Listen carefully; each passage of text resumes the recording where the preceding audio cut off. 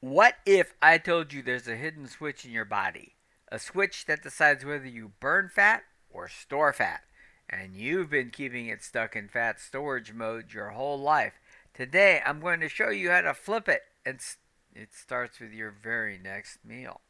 Hey everyone, my name is Marc Bates. I'm a metabolic health coach. This is part of my question and answer series. The Metabolic Master Switch: How Cutting Carbs Reprograms Your Body to Burn Fat. So let's get into it. Here's the question. You mentioned that insulin resistance is the metabolic master switch. That's been largely ignored. Can you walk me through exactly what happens at the cellular level when someone transitions from a high carbohydrate diet to addressing this insulin resistance directly? Oh, yeah, of course. Let's dig into what's happening biochemically when someone goes from a high carbohydrate, high insulin state, which is the modern default, to a low carbohydrate state that directly addresses high insulin resistance. This is the heart of metabolic health transformation and explains why ketogenic and carnivore approaches are so powerful. Okay, so we start with the high carbohydrate hyperinsulinic state. This is the problem. This is what most people are living in. When carbohydrate intake is chronically high, particularly refined carbs and fructose. So glucose food floods the bloodstream. Every meal elevates blood glucose, spiking insulin to clear it. Insulin receptor desensitization. Chronically high insulin downregulates insulin receptor signaling in muscle, fat, and liver cells. Randle cycle conflict. The constant influx of glucose suppresses fat oxidation. Mitochondria become locked into glucose burning, storing dietary fat instead of oxidizing it, right? Mitochondrial overload. Excess glucose and fatty acids accumulate as intracellular lipid droplets, driving incomplete fat oxidation and reactive oxygen species production. Liver accumulate liver fat accumulation. Sorry. Fructose bypasses glycolic regulation, gets shunted into de novo lipogenesis, depletes ATP and hepatocytes, and builds liver fat. Non-alcoholic fatty liver disease. Hyperinsulinemia feedback loop. Cells resist insulin signal, forcing the pancreas to release even more insulin. This becomes a vicious cycle. The result: high basal insulin, poor fat mobilization, elevated triglycerides, low HDL, and eventually type 2 diabetes. Okay? So let's talk about moving into a low carb, keto, or a carnivore type of a diet. Right? You need a transition. Quite honestly, I strongly suggest everyone uses the first 7 days or so for a transition. Your goal here is to reduce your carbohydrate intake, which helps flip the key molecular switches. What this does is it drops in dietary glucose. Less glucose is less post meal blood sugar, reduced insulin secretion. Disinhibition of lipolysis. Low insulin allows hormone sensitive lipase, HSL, to free fatty acids, right, from adipocytes. Okay? Increased fatty acid delivery. Muscle and liver cells receive FFAs, right, the free fatty acids, for beta oxidation, but initially mitochondrial enzymes are downregulated from years of carb dominance, so it's not running as efficiently as it should. And transient energy gap. When glycogen depleted and fat oxidation not yet fully upregulated, many experience what's called the keto flu, low energy until fat adaptation ramps up. This period sees AMPK activation, which is a cellular energy sensor, downregulation of mTOR, so there's less anabolic drive from insulin, and upregulation of PPAR alpha, a transcription factor that boosts fatty acid oxidation gene expression. Okay, so what am I talking about here? Well, typically, most people are eating 100 to 200 calories grams of carbs in their daily meal, right? That's if you're thinking in calories, just because it's a convenient way of addressing this, right? It's 400 to 800 calories, and if you're eating 12 to 1500 calories a day, that's half or more of your daily caloric intake, right? Is carbs. What we want to do is we want to cut that over time from the 1 to 200 calorie grams of carbs to under 50, ideally under 20, right?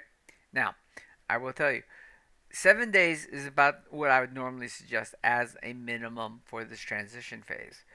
If the idea of getting the keto flu is scares you a little bit, and or you really um, have been doing this for been eating the regular sad, right, standard American diet for a long time, you might want to consider extending this to 14 days. I've even had some people extend it as far as 21 days and then drop your glucose appropriately over a longer period of time, because you're you're not only getting your body used to not eating as much carbohydrates, but you're also getting your gut microbiome time, and it takes, you know, a couple weeks typically for your gut microbiome to fully transition. So you're giving it time to transition. You're getting used to this. Uh, so 7 days is like a minimum number of days to transition. You can extend this to 14 or 21. That's up to you. Uh, I normally suggest 7 days is more than enough, but once again, you know your body better than I do. So work on that way. Okay, once you've transitioned, you're looking for now from weeks essentially 2 to 8, right? But it's the next 7 weeks especially. So you're looking to become fat adapted, which is to return to an insulin sensitive state. And it does take some time necessarily to do this, right? It will happen a lot quicker than you may think, but give yourself some time for this. So this is where the metabolic master switch truly flips for you. During this time frame, you're eating once again a minimum number of carbs. That's at least 50 or less, ideally 20 or less, and or maybe you've gone full carnivore, zero carb, which is a great way to really put this into full healing.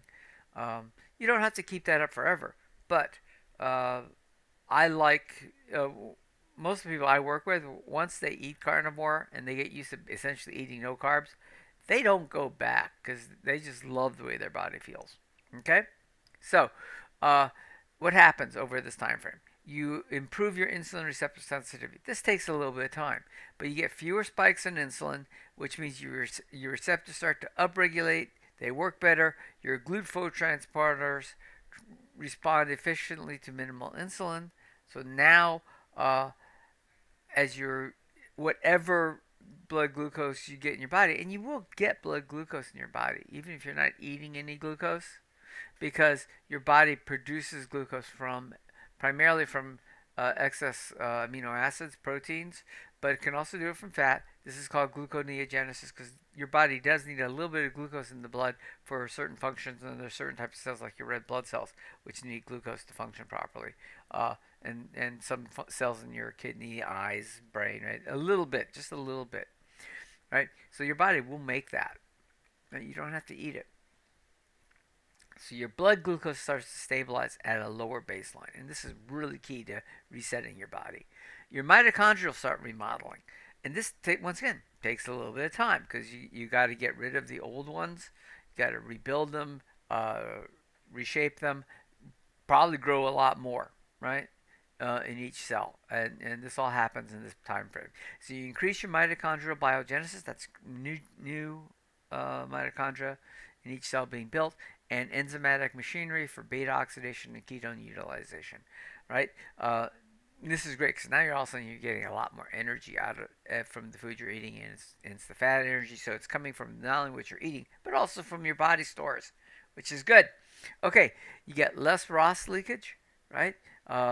Beta oxidation Your mitochondria produces almost no reactive oxygen species, so you're cutting your inflammation way down, which is great for your body. You get more efficient ATP generation per molecule of fat, so you're producing more energy. Your body's starting to hum. Okay? Uh, you get ketogenesis in your liver. This may take a little bit, but we want to start looking for ketogenesis.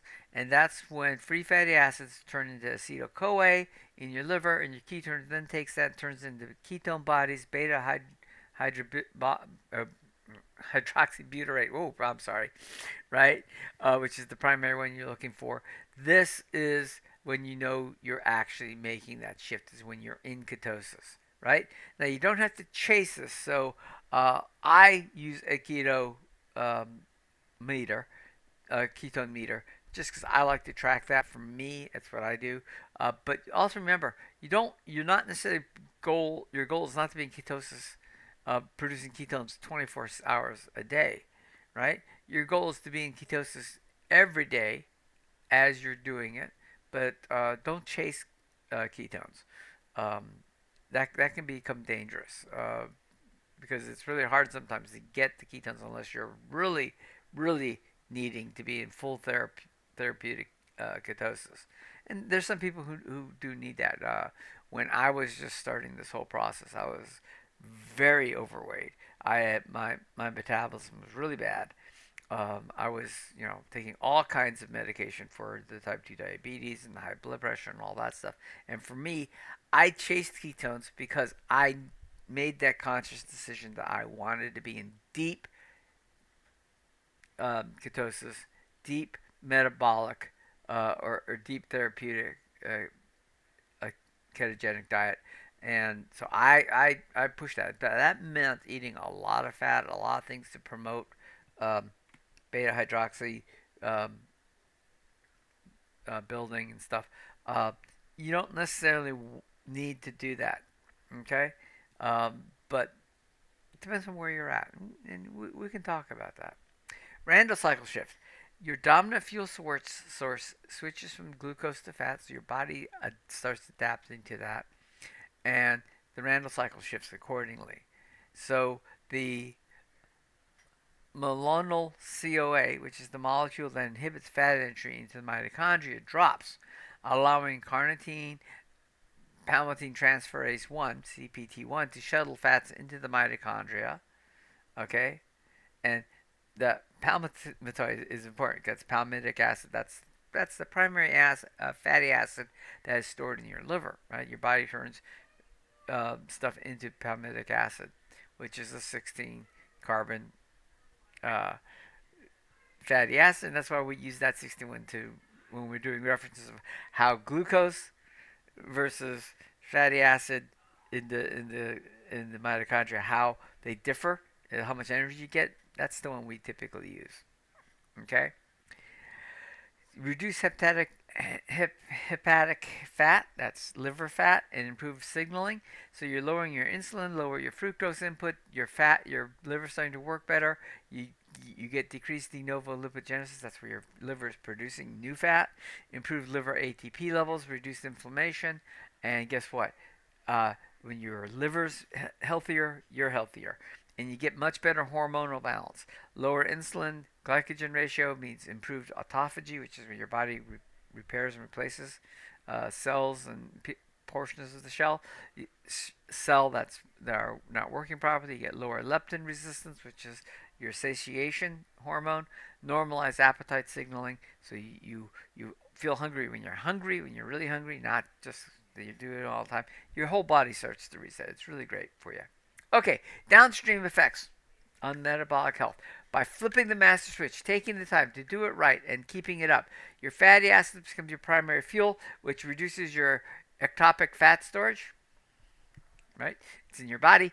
Intracellular and liver fat decrease, improving insulin signaling even further. You get the liver working better, your whole body works better. Inflammation drops, since hyperinsulinemia and high glucose no longer drive ROS, reactive oxygen species, and glycation end products, which cause all kinds of stress. Metabolic flexibility returns, which means your body can easily start to switch between burning the glucose that comes in a little bit at a time when it needs to, uh, or you're exercising and your cells want to use the glycogen in your muscles, and using uh, fatty acids as your primary fuel source, it can easily flip, where right now it probably doesn't. So this is great for you. So over time, many individuals can reach a point where fasting insulin is 50 to 80% lower. Okay? And if you're measuring your fasting insulin, that almost always correlates to a much lower blood glucose, right? Some people can have a lower blood glucose and have a very high fasting insulin. Okay, so this is not a guaranteed one, but if your blood glucose is a lot lower, odds are, and stable, your fasting insulin is definitely also lower. Okay, your triglycerides drop rapidly, HDL rises, which is good, and type 2 diabetes can enter remission. Okay, so that's all good stuff that we're looking for. All right, key takeaways. The transition from a high carb state to addressing insulin resistance via carbohydrate restriction is essentially a cellular reprogramming of energy metabolism, which means it will take a little bit of time. So do expect this to take some time, and the faster you do it, the more your body might resist you. So just understand that, okay? If you want to do it really fast, you're going to get a little bit of that uh, keto flu and stuff. Step 1, lower your carbs, lower your insulin, unlock fat storage. Step 2, cellular pathways, shift to fat ketone burning, right? AMPK, CPT1, PPAR alpha. Step 3, insulin sensitivity restores as toxic fat and glucose in the intermediates are cleared. And step 4, mitochondria run cleaner and more efficiently, improving energy, weight, and disease markers. This is all good stuff for your long-term health, all right? So, with that in mind, thanks for watching. If you have any comments or questions, put them in the appropriate section. Let me know what you're looking for. This is a community. I'm here to try to answer questions for you. Let me know what you need me to work on, what you want me to present, and we'll get that into publication schedule for you. Okay? And if you haven't done so, please like, subscribe, share this video with a friend. Right? It helps the channel a great deal, and you're helping a lot of other people. Thank you very much.